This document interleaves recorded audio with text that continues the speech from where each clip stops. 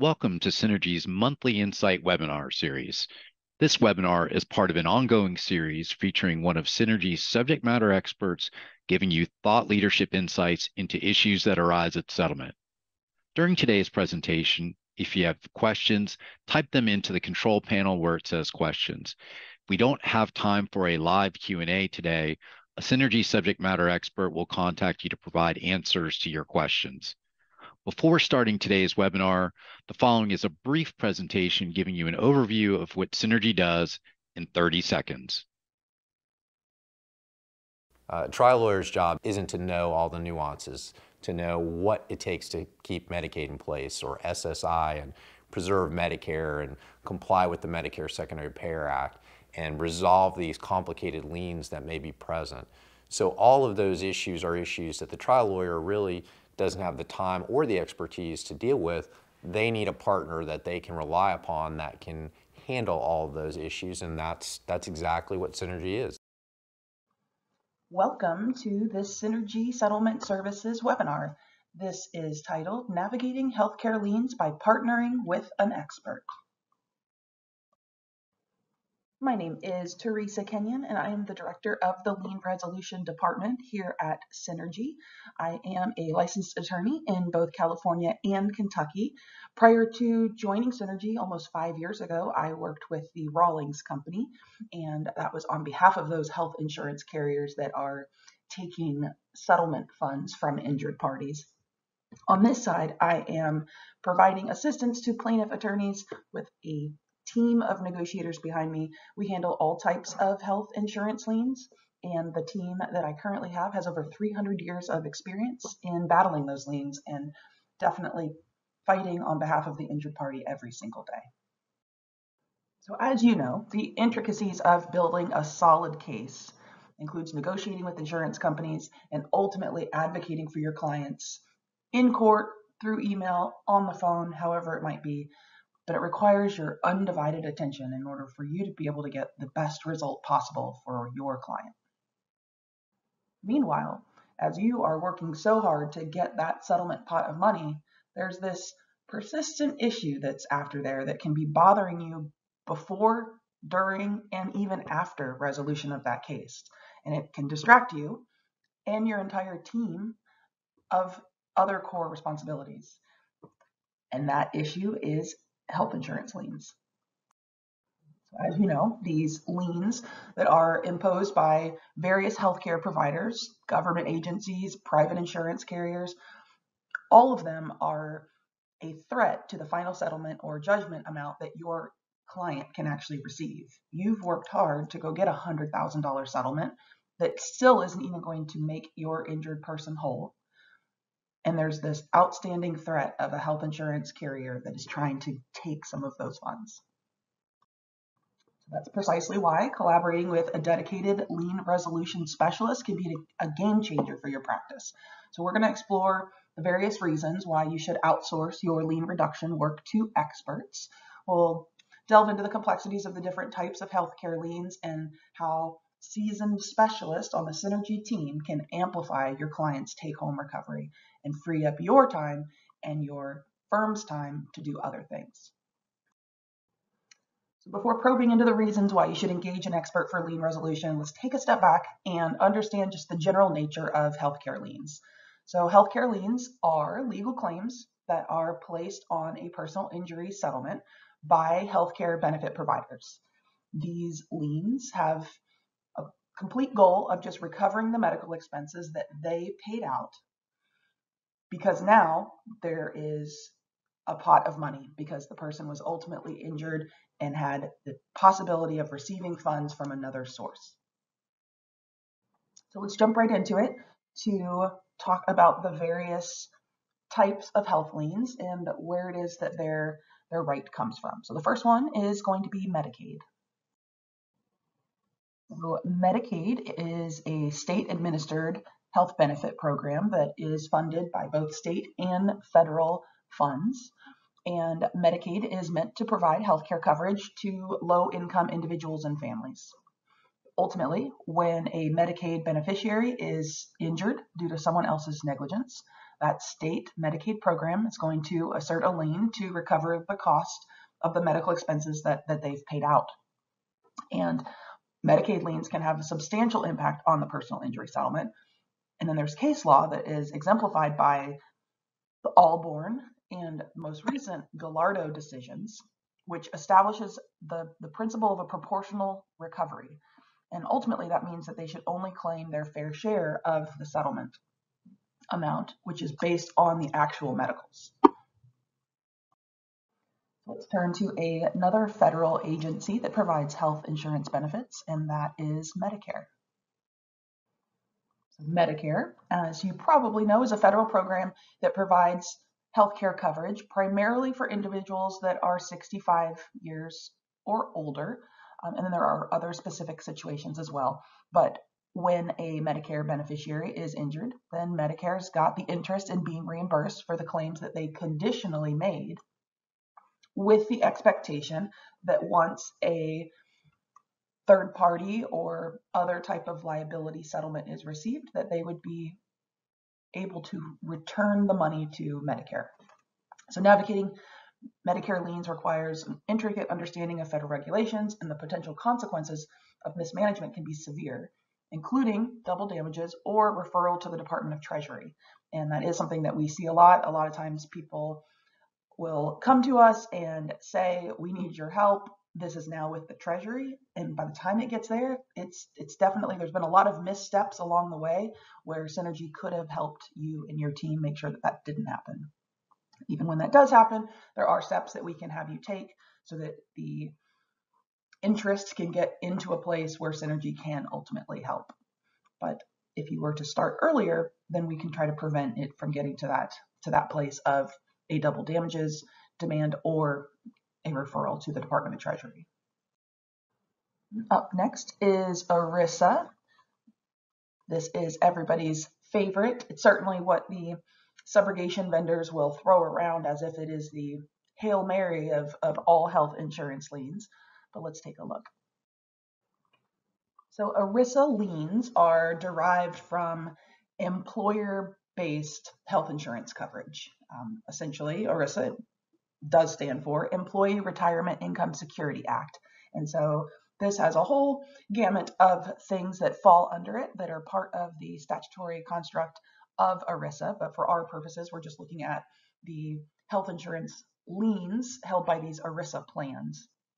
And they can definitely be complex because there's lots of different regulations and compliance requirements that an ERISA plan needs to abide by in general. That's completely unrelated from the assertion of any lien. But yet their compliance in those things can be important for their ability to actually assert the lien. So case law over time has clarified the obligations of the plan administrators in asserting these ERISA liens. And the plan administrator is the employer themselves. The claims administrator is the insurance company that is paying the claims, right? Like that is actually processing and paying the providers. That can sometimes be a confusing thing that people struggle with. But courts at this point have emphasized the need to have clear and concise policy language and to be in compliance with documentation requirements. And so this is where obtaining the appropriate documents, the master plan, the summary plan description, taking a look at the Form 5500, and all the various things that an ERISA plan is required to do.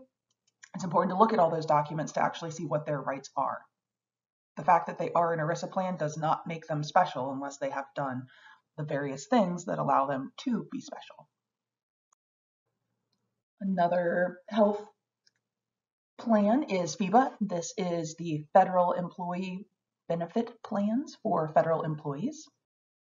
So if a federal employee or retiree is injured and there is a settlement, then FEBA covers their health insurance expenses just like any other health insurance carrier would, but they also have the expectation that they be reimbursed from any settlement funds that are received.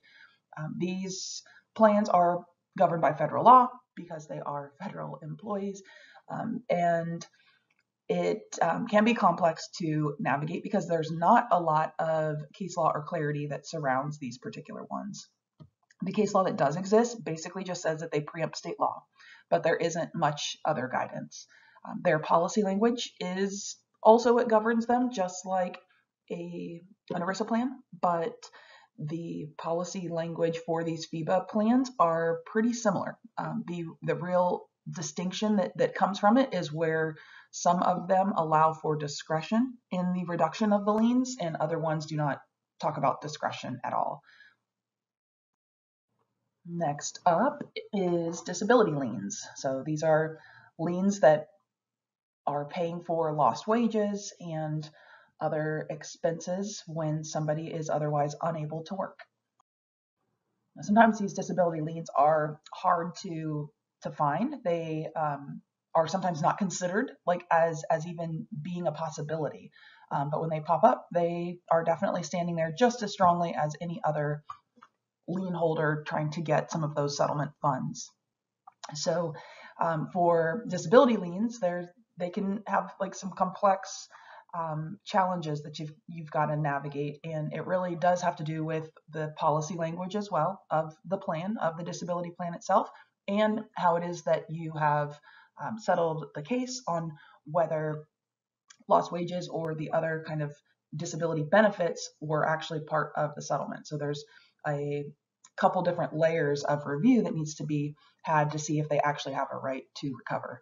The disability lien holders that we deal with on a regular basis, they'll certainly assert full reimbursement regardless of whether they actually have the right to get the full reimbursement based on their policy language and all the other details of the case. So definitely something that if you have a disability lien that comes your way, that you want to make sure you're looking at that policy language and the makeup of the case to make sure that everything is flowing the way that it should be, and that you're not paying any bit of settlement funds to a disability lien if they're actually entitled to nothing. And then sometimes your client might not have insurance at all, and so the hospital itself puts a lien on the case, or otherwise just has a debt that is outstanding for the medical expenses provided. Or your client could have insurance, but insurance wasn't billed or insurance didn't pay, and so this hospital lien now exists. Hospitals obviously provide medical services to injured individuals with the expectation of receiving payment for the services that they provide.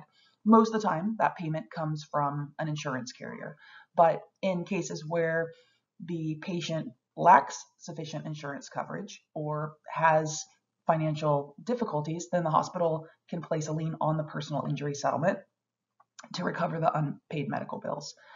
So in these situations where you've got a hospital that is showing a bill, you've got to make sure you've got an itemized bill to verify the accuracy of the costs that are there. Because really a bill is just a bill. It's a made up number that is attached to some kind of billing code. Ultimately, you've got to get to the bottom of what is the actual fair price for the services that are rendered, and whatever is on a bill is going to not be a fair price, right? Because we see it all the time, especially because we here at Synergy are playing with health insurance liens all the time. We can see that a bill for a particular service is $700, but the payment for that service is $120. So if you had a health insurance lien, you would have to reimburse $120, but if you have the hospital lien for the exact same service, they're going to be demanding the $700, which is just outlandish. And another federal lien is for the military and the VA. So military personnel and veterans often receive medical treatment in military hospitals and VA medical facilities. TRICARE is the military health insurance. Just like any other health insurance benefit program, when somebody who has that coverage is in some kind of accident that then garners them some personal injury settlement, the military, under federal regulation, wants to be reimbursed. It is normally undue hardship that allows some kind of reduction or waiver to take place on these types of liens. So the federal regulation for these military liens does allow for reduction for undue hardship under these particular instances. What we often find is that it's inconsistently applied. So it's all about the storytelling. It's all about really relaying the facts of the case and the hardship to the active military or veteran to try to get reduction or waiver. And I've got the site there for this section of the federal regulation. Private insurance almost feels like the catch-all, but it shouldn't be. It can include a variety of things. And really, if in your mind you're saying that, oh, it's just private insurance, you should probably dig a little bit deeper to make sure that there isn't some kind of sneaky Medicare Advantage plan or a Medicaid MCO, which is handled by a private insurance carrier, but yet still has the same rights as the more traditional Medicare or Medicaid entity. Private health insurers are basically all those big name health insurance companies that we know of. So Blue Cross and Blue Shield, Aetna, United, Cigna, all of the names of the health insurance carriers. These are health benefit programs that seek reimbursement on personal injury settlements, just like every other plan, just like an ERISA plan or a Medicare, Medicaid, all the ones that we've just mentioned. And for these private insurance plans that are truly just a private insurance, whether it be through the marketplace or the Obamacare, they are generally regulated by state law. And it's hard to have a webinar nationwide and talk about each individual state, but that's really the nitty-gritty of where the analysis needs to take place. But on the whole, most case law and statutory framework in most states does emphasize the need for these insurers to explicitly state what their subrogation rights are in their health insurance contracts, in their policies, just like for an ERISA plan or a FEBA plan or otherwise. But as I mentioned, with these private insurers, you might just think that it's a Cigna plan, but it's actually a Medicare Advantage plan. And that Medicare Advantage plan has the same rights as Medicare, although the subrogation vendor, who is acting on behalf of Aetna for the Medicare Advantage plan, doesn't even know what traditional Medicare is doing. And so your interaction with them is very different and often very frustrating. So with all these different health plans, they all have different legal basis, whether it be statutory or case law or state or federal or all of the above. Not really, but they are evolving.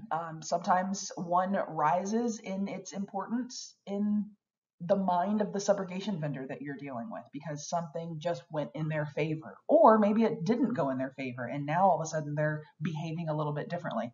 Synergy is on top of those kind of things that are evolving through this lien world because it's what we handle every day. So what's funny is that these healthcare lien laws are elaborate in some situations, overly complicated for no good reason, and yet very vague in other situations. And there's just not a lot of guidance that is there, and that can be frustrating all on its own. But the laws often change, even though they remain the same. Like there's just lots of ups and downs, and it can be a daunting task for a busy personal injury attorney to stay on top of. So engaging a lien resolution specialist is the lifeline that has the insights regarding lien resolution. So our specialists, we keep abreast of the recent case law, the shifts in the regulations, and how it is that subrogation vendors are handling different lien types at different times. And that enables you to stay focused on other things, which include getting the biggest settlement possible. Although we would love to have no settlement funds go back to a health insurance carrier, regardless of the type of health benefit provider that is, sometimes it has to be determined what is the appropriate portion of the settlement pot that is to go back for health reimbursement. And depending on the lien type, it varies. It could be a big piece, or it could be a little piece, or they should have no piece at all. I thought the picture of the pies was cute.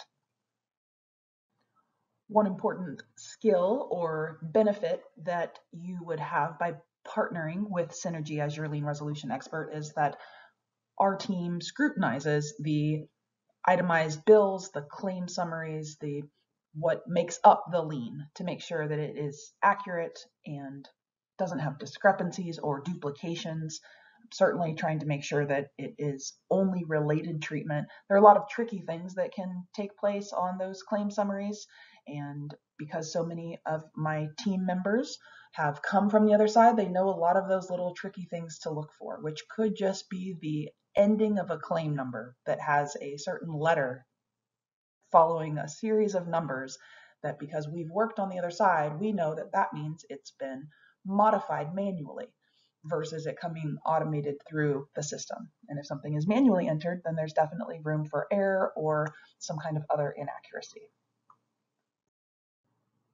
Healthcare lien resolution requires a deep understanding of the specific strategies and tactics that are necessary for each lien type and for each subrogation vendor or insurance carrier or government agency that you're interacting with to try to get that reduction.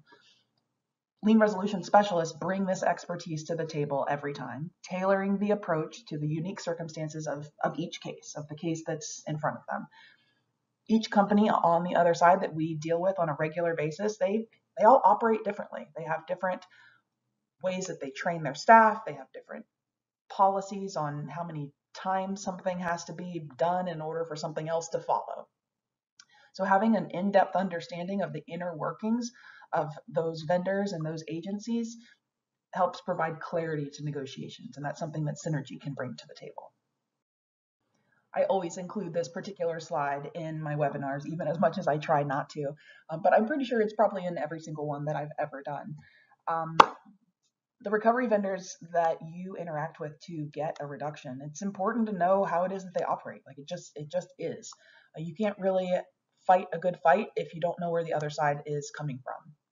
So as I indicated, many of the people on the Synergy team, myself included, come from these companies and have that insight on the inner workings of their process. So the biggest ones are Optum and Equian, who have combined, which has created its own mess that many of you are probably experiencing on a daily basis. The delays and the response times that they have because of that merge has been absolutely incredible.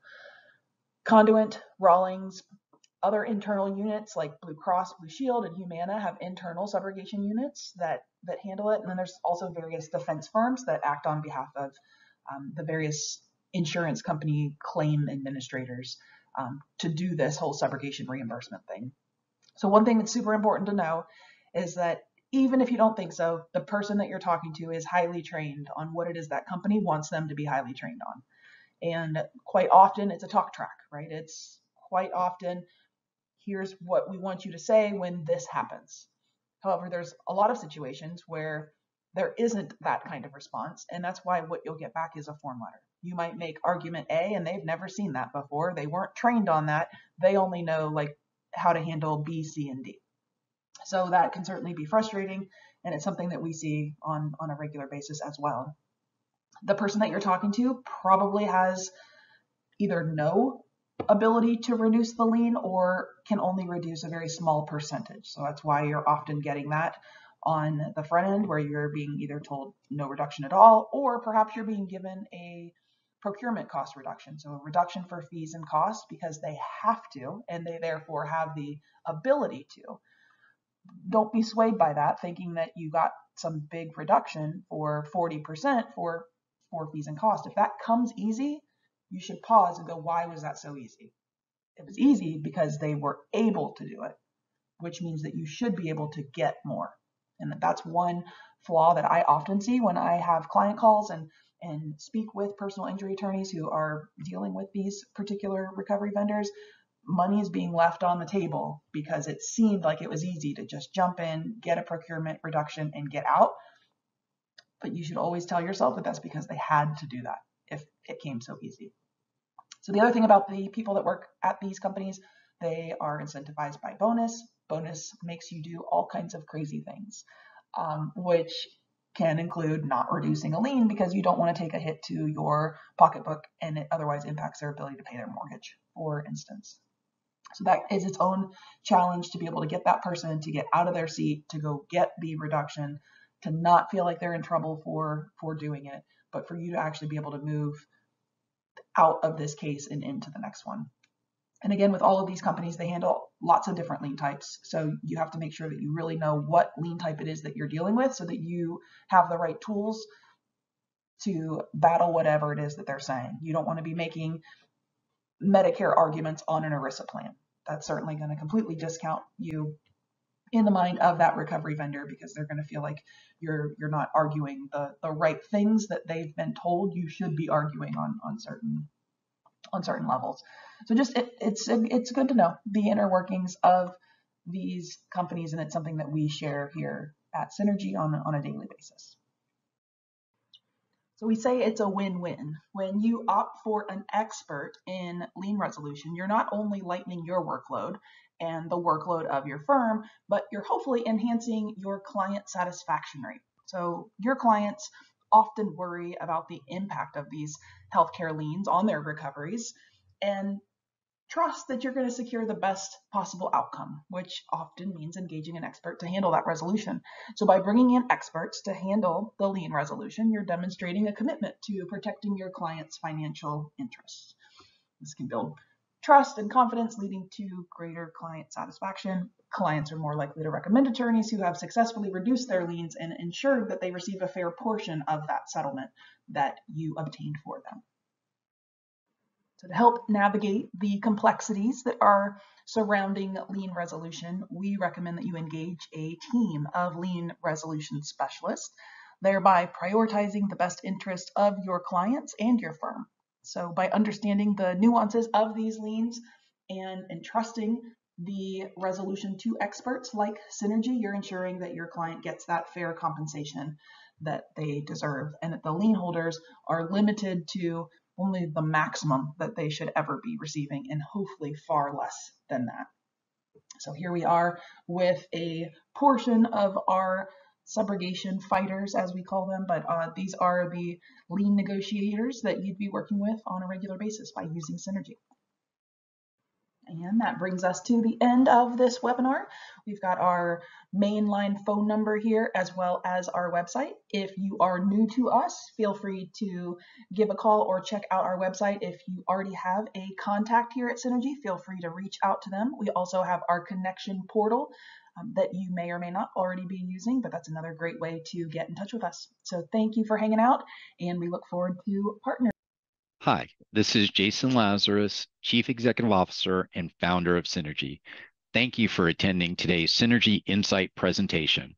Before we conclude, I wanted to take a moment to tell you a little bit about our team pictured on your screen right now. Synergy is a mission-focused organization dedicated to improving the lives of the injured as well as their families and helping trial lawyers focus on what they do best. We all care deeply about this mission. I am so proud of our incredible team that works tirelessly each day to get the best possible results for you and your clients. It's why Synergy has been consistently recognized as one of the fastest growing companies in the US.